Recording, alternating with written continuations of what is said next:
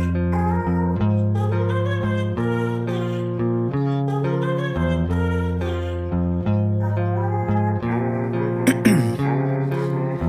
in my veins, I've been driving this train.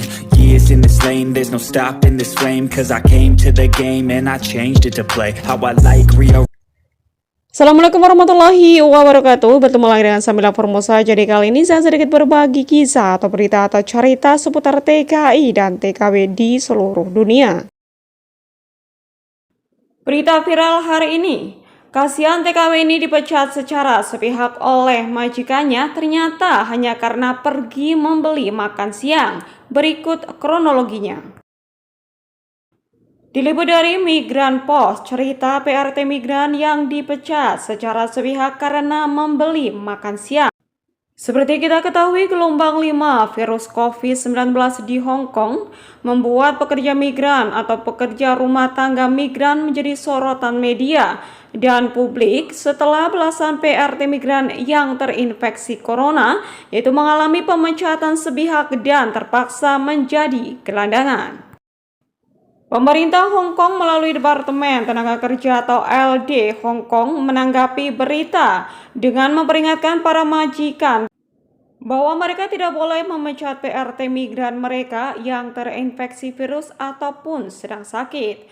Karena itu merupakan pelanggaran hukum dan bisa terancam denda, yaitu maksimal hingga 100.000 Hong Kong dolar. Selain itu, majikan juga bisa dituntut dengan melanggar Undang-Undang Anti-Diskriminasi oleh EOC atau Komisi Persamaan Kesempatan. Seperti cerita seorang TKW ini, jadi saya jarang libur tapi setiap hari harus keluar rumah untuk belanja ke pasar. Nah, jadi hari Minggu ini saya libur, tapi majikan meminta saya untuk tidak keluar rumah. Jadi berhubung setiap hari saya harus membeli makan siang untuk diri sendiri di pasar, karena majikan sampai siang masih berada di kamar tidurnya. Saya keluar sebentar untuk membeli makan siang di pasar. Tapi belum selesai saya makan, majikan sudah mengirim pesan melalui WhatsApp bahwa mereka meminta saya kembali ke rumah untuk membereskan barang karena mereka memutus kontrak kerja saya dan akan memulangkan saya ke agensi. Tutur seorang pekerja migran yang bernama Bunga, nama samaran kepada Migran Post. Tepatnya pada hari Minggu itu, yaitu tanggal 27 bulan 2 kemarin, setelah membayar makanannya, Bunga segera kembali ke rumah majikan yang beralamat di Pingsang, Yunglong dan mengemasi barang-barangnya. Selain menghubungi Migran Post, Bunga juga menghubungi KJRI Hong Kong untuk mengadukan kasusnya dan mendapatkan saran apa saja yang harus dilakukan. Setelah gelisah semalaman karena khawatir akan bagaimana kelanjutan nasibnya, keesokan harinya Senin yaitu tepatnya pada tanggal 28 bulan 2 kemarin, akhirnya Bunga pun dibawa majikannya ke kantor agensi Joyman Overseas. Di kantor agensi tanpa diberi penjelasan baik secara lisan maupun tertulis, yaitu tentang alasan pemutusan kontrak dan pembayaran hak yang diterimanya. Bunga hanya diminta tanda tangan surat pemutusan kerja dan tanda bukti terima uang pembayaran saja.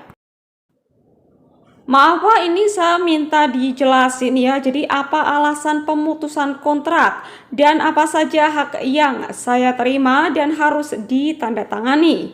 Kalau tidak dijelaskan saya tidak mau tanda tangan. Bunga berusaha mengumpulkan keberanian dan menyampaikan apa yang seharusnya disampaikan, yaitu di depan pegawai agensi dan majikannya. Mendengar apa yang dikatakan Bunga, majikan langsung pergi dan meninggalkan kantor agensi.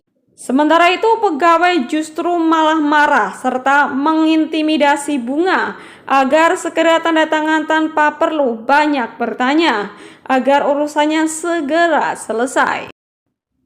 Akhirnya Bunga pun menandatangani kertas pemutusan kontrak yang di dalamnya tidak tertulis alasan pemutusan kontrak tersebut. Dan juga bukti pembayaran uang yang ternyata tidak ada uangnya guys. Bunga yang kebingungan dan panik karena terlanjur tanda tangan tapi belum mendapatkan uangnya, segera pergi menyusul ke kantor majikan untuk meminta pembayaran yang seharusnya dia terima. Tapi Bunga gagal bertemu majikan dan malah diusir oleh saudara majikannya. Pesan ke majikan melalui WhatsApp pun hanya dibaca tanpa ada balasan. Menurut Bunga yang sudah bekerja 1 tahun lebih di rumah majikannya tersebut, akhirnya dia memberanikan diri dengan bantuan teman yang bisa berbahasa Kantonis untuk menelpon ke majikan dan agensinya untuk mengancam akan melaporkan kasusnya ke Departemen Tenaga Kerja serta mendapatkan bantuan dari KJRI Hong Kong.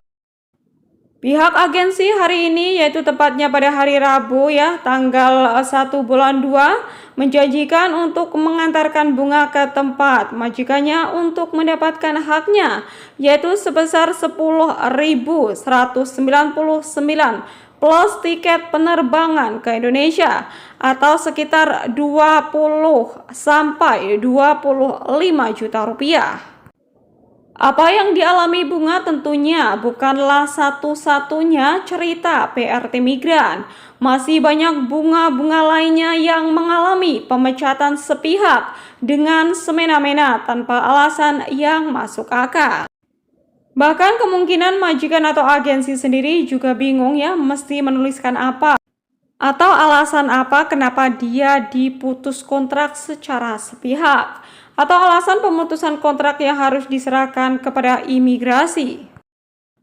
Masalah Bunga soal hak pembayaran mungkin akan segera selesai, tapi dia masih tersisa masalah lainnya.